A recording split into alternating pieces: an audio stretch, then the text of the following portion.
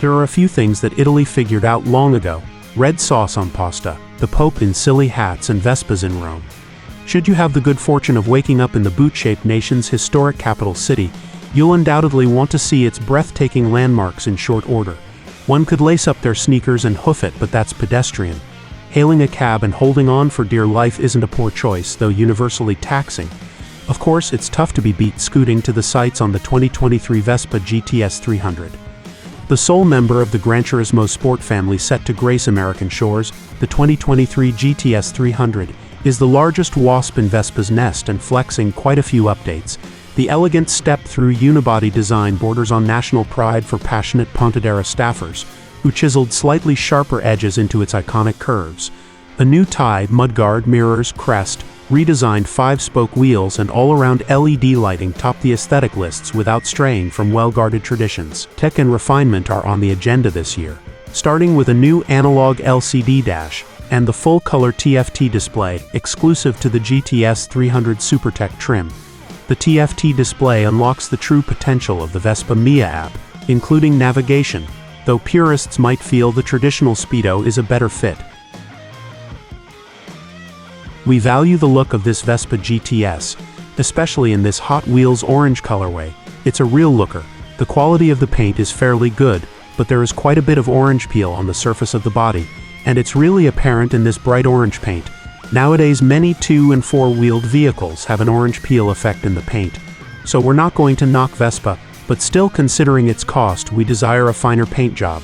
Even still, it remains a head-turner. It's worth nothing that Vespa began manufacturing scooters in 1945 out of scrap parts from an aircraft. That's why Vespa has this old-school aerospace-type look. As the nomenclature insinuates, the GTS 300 is a 300cc class, well 278cc to be exact, built in northern Italy for the North American market. Beginning with the body panels, its signature centerline tie bow is now flatter and less rounded on the edges, as is the front fender. This styling trend is popular and follows the theme of other Piaggio Group products, including Aprilia's sport bike offerings. It includes LED headlights, turn signals, taillights that feature an oversized shape similar to a 1950s-era automobile. All of these Vespa scooters are proximity-based key fob start. We're not typically keyless fob style users, but for a scooter application it functions adequately. Other neat modifications are this wider handlebar and the tweaked front and rear suspension. The great thing about scooters is the ability to easily bring your goodies with you. This particular Vespa GTS has electronic locks which make it easy to store and access accoutrement, like our trusty OGO 450 fanny pack.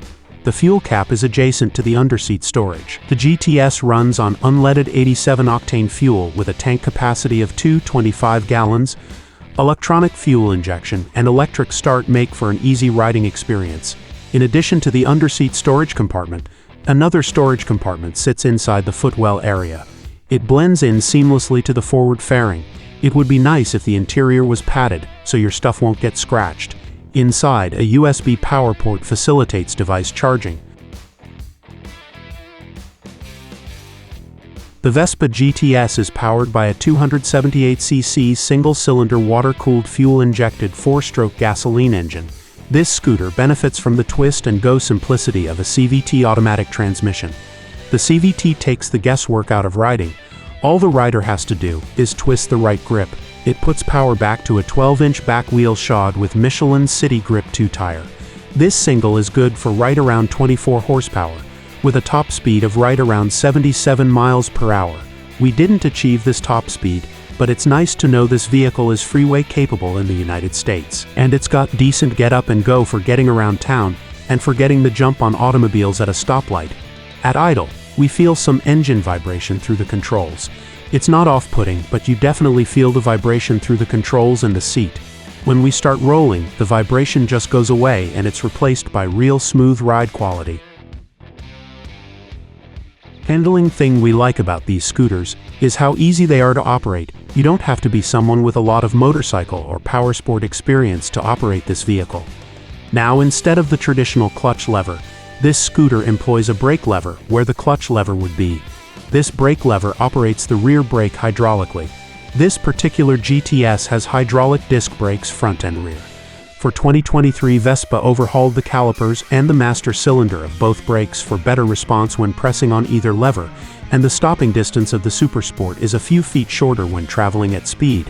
As usual, this GTS has always-on full-time ABS. The front and the rear suspension were tweaked to complement the braking improvements to help this vehicle to stop more quickly. And wow, this Vespa 300 GTS sure does ride nicely even over centuries-old stone streets. We like the response of these brakes. They have a nice, accurate feel and response. Having ABS fully mitigates instability during braking, so you actuate the brakes as hard as you want and never have to worry about either tire skidding.